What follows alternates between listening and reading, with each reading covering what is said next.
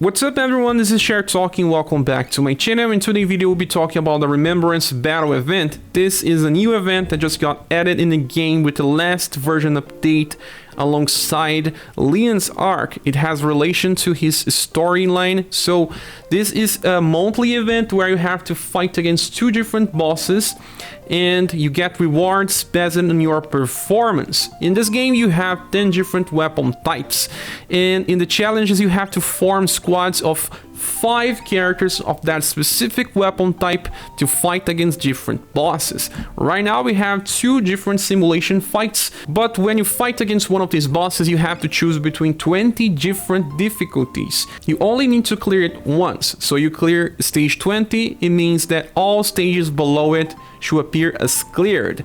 You choose the difficulty based on your strength. If you are a hardcore player, maybe you can do stage 20. If you are not, you should aim for stage 15, or if you are a new player, maybe stage 10 is the one that you will be able to do it.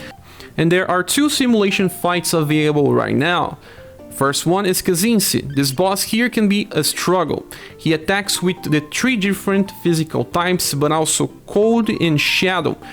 He is weak to all damage types, so you can choose freely the characters that you want to use for damage, but he has a countdown. On the start of a fight, the countdown starts on 3, and then it goes down to 0. On the turn that it goes down to 0, Kazinsi will buff himself, but also debuff his own will and decrease his resistance to stun. This is a sign. You have to stun Kazinsi when the countdown reaches 0, or else he's gonna use his attack called So Steal, that steal all your LPs and instant kill your character. You cannot revive, it's over. You cannot use that character anymore in this fight.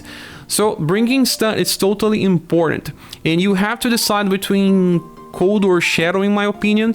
Depending on the fights, is gonna use more cold or more shadow attacks. The damage from Kazinsi is pretty hard, so you also need to bring support units if you can. Now there is the real queen, and she also has a similar mechanic.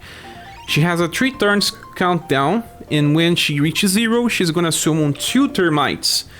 One of these termites will have a special countdown, and when it reaches 0, he's gonna heal the real queen. The secondary one that does not have can be eaten by her in 5 turns with another cooldown. So have to be careful with this boss here. Real queen can attack with slash, blunt, pierce, and heat. When she gets to 0, the next turn you'll be able to paralyze her, since she will decrease her paralyzed resistance and give herself a will down effect. If you get some other characters to decrease her will even further, you can keep paralyzing her with chance. So those are the 2 bosses. They are our challenges right now. So when you finish a stage, you get drops and rewards. Let's click here on the rewards page first, and then types. You can get the best stuff by clearing 15 stages of each boss, because that will still give you gold pieces. After that, the items that you get are not exactly that important, so that's why we try to focus on beating stage number 15 of which weapon type. Now we shall click the Alt tab, and here you'll be able to see all the rewards from the overall performance in the event. Well, the max amount of points is 4,000. And not many people will be able to do this. So you can settle yourself for 2,600, for example. You can get some books, or even reach as much as 3,400 if you are a veteran. Clearing everything is not needed. You can just get better characters in the future, grow stronger. This event is here to stay. Well, besides this, there is the exchange shop. When you finish stages, you get 2 different currencies. The first one on the top left will allow you to get materials to forge Remembrance weapons. You can just upgrade the rarity and the power, and they become the strongest weapon in the game. But you need to choose one first, max it, and then choose a second one. It takes months to make a single one, for example. But they are the best weapons. It's a long-term process. The top right currencies use it to purchase normal items like gold pieces, Testament of Might, books, gem medals. Start with the books, then go for the gold pieces, and then the Testaments of Might. Those are the best things to get from the shop. But since I'm planning to make a gun weapon from the Remembrance event, I will purchase all of the currency that I can right now. Like this is the max I can achieve. And then I'll show you how to upgrade yours. When you finish the stages, you get as reward a base weapon. Now I already have my gun. Let's go to the forge. Then enhance, filter by gun to make it easier. Here we have it. Remembrance, weapon, light rifle. Well, you can just choose any of the materials. The first upgrades are just as any other weapon. When you click evolve, then you start choosing the Remembrance exclusive items. The Remembrance Sand, and then the Remembrance Cube. Then we will evolve this weapon. Now we can enhance again. I'm choosing the rifle, guys, because this one adds the largest amount of power, since the gun damage calculation is actually more based on the weapon than the other weapon types. So there's also Leon, a very powerful character. I have plenty of gunners too. That's why I decided to start with this one. So we just upgrade it even further. Now we can evolve the weapon.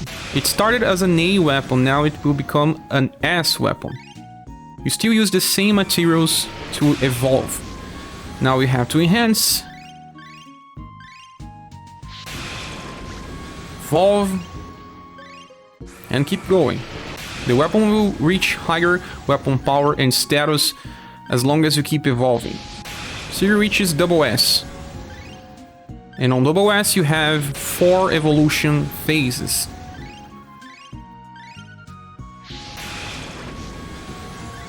See, the price is increasing too.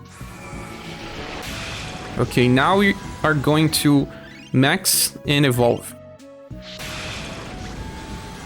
Okay, we're gonna evolve that to a double S weapon. Okay, now we're gonna enhance.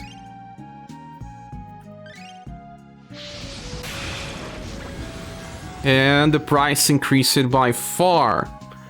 And that's why you should do one weapon at a time, because on the first evolution phase, the weapon power here is only 28. That is even lower than a maxed S Rarity weapon. But there's one good thing: when it reaches double S Rarity, it gets a passive called Remembrance Seal Extreme, increasing damage by 90%.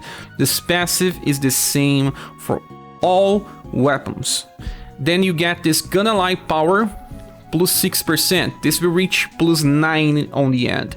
That means that every ally in the party that has gun weapons equipped will increase their power by 9%. And then you have a bait all for gun allies. All gun allies in the party will receive up to 9% decrease in damage. So that is the best weapons that you get in the game. But these effects don't stack, and there's only one rifle.